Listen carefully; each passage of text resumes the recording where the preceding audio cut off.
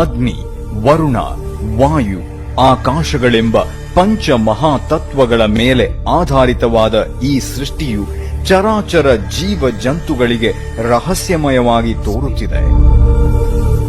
ಈ ಸೃಷ್ಟಿಯಲ್ಲಿ ಮನುಷ್ಯ ಜನ್ಮವೇ ಪುಣ್ಯವೆನ್ನುವ ನಮಗೆ ಕಷ್ಟಗಳು ಪಾಪಗಳಂತೆ ಕಾಡುತ್ತವೆ.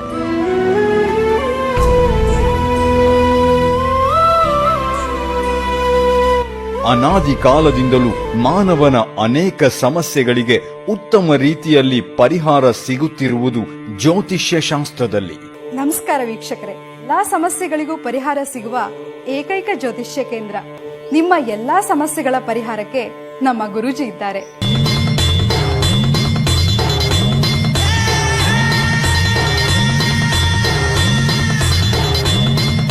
ವಿದ್ಯೆ, ಉದ್ಯೋಗ, ವ್ಯಾಪಾರ, ವ್ಯವಹಾರ, ಆಸ್ತಿ ವಿಚಾರ, ಕೋರ್ಟ್ ಕೇಸ್, ಹಣಕಾಸು ಅಷ್ಟೇ ಅಲ್ಲ, ಮಾಟ ಮಂತ್ರ, ದುಷ್ಟಶಕ್ತಿ, ವಾಮಾಚಾರ ಇನ್ನಿತರ ಹಲವಾರು ಕಠಿಣ ಸಮಸ್ಯೆಗಳಿದ್ರೂ ಕೇವಲ 11 ದಿನಗಳಲ್ಲಿ ಶಾಶ್ವತ ಪರಿಹಾರ ಮಾಡಿಕೊಡ್ತಾರೆ ನಮ್ಮ ಗುರೂಜಿ. ಜೀವನ ಹೇಗಿತ್ತು ಅಂದ್ರೆ ಏನೇ ಮಾಡಕ್ ಹೋದ್ರು ಲಾಸ್.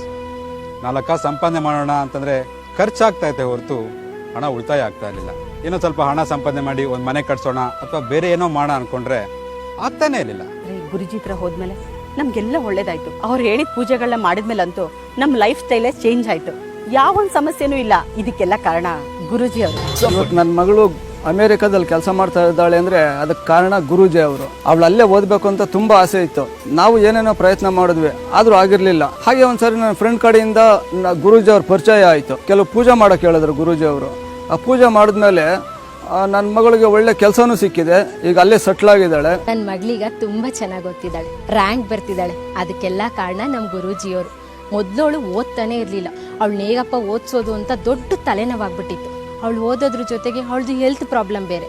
ಅದನ್ನೆಲ್ಲ ಹೇಗಪ್ಪ ಪರಿಹರಿಸೋದು ಅಂತ ದೊಡ್ಡ ತಲೆನೋವಾಗಿ ನನಗೂ ಹುಷಾರು ತಪ್ಪಿಡ್ತಾ ಇತ್ತು. ಆಗ ನಮ್ಮ ಗುರೂಜಿ ಬಗ್ಗೆ ಗೊತ್ತಾಯ್ತು. ಅವ್ರ ಬಳಿ ಹೋಗಿ ನಮ್ಮ ಸಮಸ್ಯೆ ಎಲ್ಲ ಹೇಳ್ಕೊಂಡಾಗ ಅದಕ್ಕೆ ಪರಿಹಾರ ಸಿಕ್ತು.